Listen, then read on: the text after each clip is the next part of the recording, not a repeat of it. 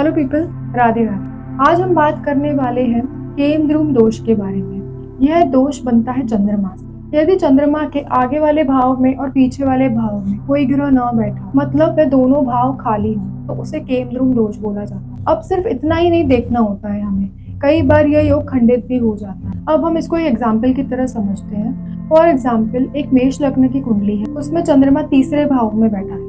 अब दूसरा और चौथा भाव खाली है, तो हम देख करके डर जाते हैं कि अरे हमें तो केमद्रुम दोष है। नहीं, हमें इसको प्रॉपर देखना पड़ेगा। जैसे कि अगर इसी चंद्रमा के साथ कोई ग्रह विराजमान हो जाए तो यह दोष भंग हो जाता है। जैसे फॉर एग्जाम्पल, इसी चंद्रमा के साथ आप किसी भी शुभ ग्रह को बिठा दीजिए तो वह दोष भंग हो जाएगा। और यदि चंद्रमा से केंद्र में कोई ग्रह बैठ जाए, केंद्र मतलब चौथा, सातवां और 10वां, इस भाव में कोई बैठ जाए तो भी यह दोष भंग हो जाता है।